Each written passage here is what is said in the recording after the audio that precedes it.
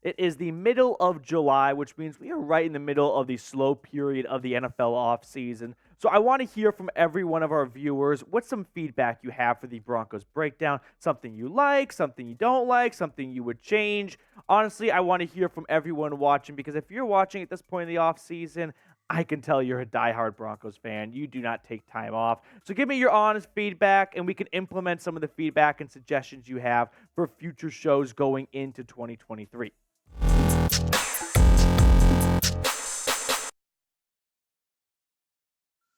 Coming up on today's show, there are a lot of rumors on the streets of Denver right now of new uniforms coming soon. So we're going to recap and break all of that down for you guys. Plus, we're going to do a deep dive on the athletic selection for a breakout candidate for Denver this upcoming season.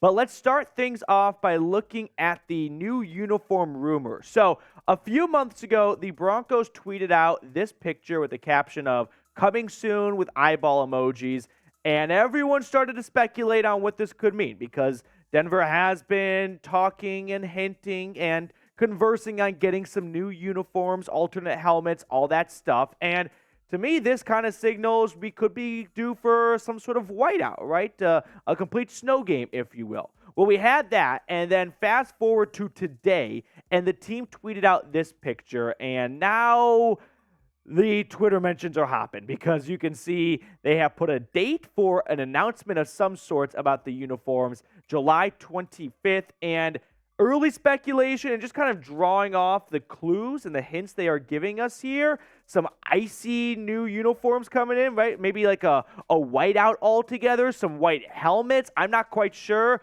There's just a lot of guesses and speculation. I think white helmets are like, I don't know, maybe like kind of like a silvery ice color helmet. That's not a really good, color Pantone there. So I'm not sure when Williams has to help me out. But something in that field, I think that could be fresh. Honestly, I'm for switching things up. It's not that I think the Broncos have bad uniforms. They've got solid uniforms. They got good uniforms. But I don't think they are so nostalgic that we can't change them, right? These aren't uniforms that have been around for decades. They have changed quite a few times. And as they are right now, they're just not so great that we can at least explore the opportunity of improving, right? At least giving the uniforms over to some guys in Oregon at Nike and seeing what they could come up with. Now, a bit of a history lesson here on Denver's uniforms. The first uniforms, they had these throwbacks almost a decade ago at this point, I think. The 1960 B color, the yellow and brown uniforms, they only stuck around for about 2 years. And then in 1962, we got these uniforms. The bucking Bronco makes its appearance on the helmet. Those only lasted for 6 years until we got these iconic uniforms. You can see the 1968 uniforms, the big D on the helmet and the orange crush. And then in 97, we get closer to the present day uniforms, just a little bit of a modification from the 1997 uniforms to the current ones we have right now that were unveiled back in 2012. Remember, Nike took over from Reebok, and they made some minor tweaks to some uniforms and some major revamping to other uniforms. I think that's when the Seahawks had their major, redo of their unis. So that is a quick trip down memory lane in terms of the Broncos uniform history. The team has been hinting at some new uniforms.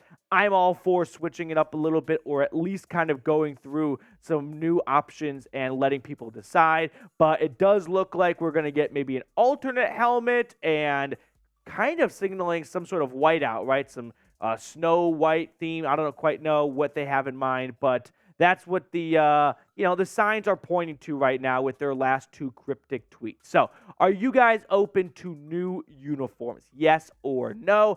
I'm typing Y for yes. Let me know what your thoughts are in the comment section. And while you're giving me your opinion, if you have not subscribed to the channel, this is a great opportunity to go ahead and do so. We put out content 365 days of the year, all year long. We keep you guys informed and entertained on your favorite team. So consider subscribing if you have not already. Now let's shift gears and talk about the Athletics breakout candidate for Denver. And they went with second-year tight end Greg Dulcich. Third-round pick out of UCLA last year. Pro Football Focus ranked him 41st out of 73 qualifying tight ends. Now, if you remember, we didn't get to see the flow very early on last year. He missed the first 4 or 5 weeks of the season with a hamstring injury, but then he really made his presence known on Monday Night Football against the Chargers. But this is what the Athletics beat reporter for the Broncos, Nick Kosmider, had to say on Mr. Dulcich. He will have a much bigger role in a Sean Payton offense that helped Jimmy Graham finish with 1,310 yards as a second-year tight end in 2011 and has routinely utilized the talents of big athletic players at the position. Dulcich, 6'3", 245 pounds, dealt with hamstring injuries last season, but he overhauled his offseason workout regime with a focus on increased flexibility to address the issue. Here's the issue I have with this idea of, oh, Sean Payton, Jimmy Graham, they were terrific.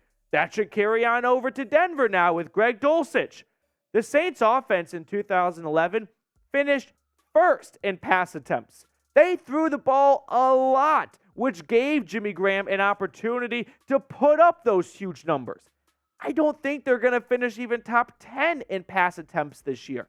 So it's not that Greg Dulcich is a bad player, but I don't think that Saints offense from 2011 will be the Broncos offense in 2023, right? They're just not going to be apples to apples. Sean Payton is going to adjust to the personnel, and he's going to go with what works well for Russell Wilson, which in Seattle was running the football a lot. And Jimmy Graham went to Seattle. Russell Wilson had that tight end. The connection wasn't the same in New Orleans because in a Russell Wilson Seahawks offense, did you really ever see a tight end flourish all that much? Who remembers picking Seahawks tight ends in fantasy football drafts in 2015? Like Will Dissly was good for a little stretch there. They had a Canadian fella. His name is escaping me right now. But again, I just don't think a Sean Payton offense that was in New Orleans in 2011 is going to be the same offense we see in Denver in 2023 that will allow Greg Dulcich to put up the numbers that Jimmy Graham did that season. Now, Dulcich last year was limited to just 10 games, but he put up 33 grabs and 411 yards along with 2 scores. In case you're wondering, if you were to prorate his numbers last year, meaning take those 10 games and stretch out the numbers for the entirety of a season, he would have finished theoretically with 93 targets, 56 receptions, nearly 700 yards, and 3 touchdowns, which for a first-year tight end, that would have been a big success. Now, hopefully, he can put together 17 games in 2023, and we can get about a 700-yard, 3 to 4 touchdown performance, which I know isn't jump out your seat type of play, but I think for Denver, that would be really strong this season. Now, before we get on to the rest of today's show, the retro t-shirts are still available, but they are selling quickly. So if you have not gotten your hands on one of the Broncos retro t-shirts, do so today before they run out. Use our exclusive link, chatsports.com/DEN retro, and they will hook you guys up with a discount. So make sure you use that link. The link is in the comments and the description of today's video. So to put this thing, in a bow, I'm not doubting Greg Dulcich's ability to be successful. This is not a Greg Dulcich is a bad tight end. I loved what I saw from the flow last year. I think Greg Dulcich can be a very good tight end with Denver and in the NFL. I just don't think he's going to flourish as much as maybe some people think he will, because after Jerry Jeudy, Cortland Sutton, and Tim Patrick, and Marvin Mims, he's going to be what? Russell Wilson's 3rd, 4th, or 5th option? He's going to get looks, he's going to get yards, he's going to get touchdowns, he's going to get all that stuff, but not to the level that Jimmy Graham had that one season in New Orleans, just because Sean Payton is his coach right now. This Broncos offense is going to run the football a lot. There's not going to be a ton of targets to go around for all of these receivers. And so, unfortunately, I think Dulcich is the low man on the totem pole, and hopefully he'll finish with about 700 yards or so. I think that would be a very good season for Dulcich, understanding the type of offense he is in and knowing that he's not going to get a big plethora of targets and a good opportunity to put himself at the 1,000-yard mark. It is time for our summer hot takes, though, to wrap up the show. It's a toasty day today in Denver. 92 degrees is the high. So it's a first take hot take right now. And my first take hot take, screaming A, is that the Broncos lead the league in interceptions in 2023 as Pat Surtain and Justin Simmons combine for 10 interceptions. Remember, Simmons last year finished tied for first in interceptions despite going on IR for 4 games last year. He missed 4 games and still managed to finish tied for first in interceptions. Pat Surtain is only getting better and better. He's becoming a bit of a Revis Island type cornerback where he doesn't get a ton of interceptions because no one looks his way. They just sort of rule off that half of the field.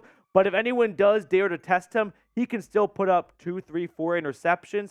And if Simmons puts together somewhere between 5 to 7 interceptions, these two could combine for 10 picks. And then you need Damari Mathis, Kareem Jackson, Riley Moss, some linebackers to chip in for 10 interceptions.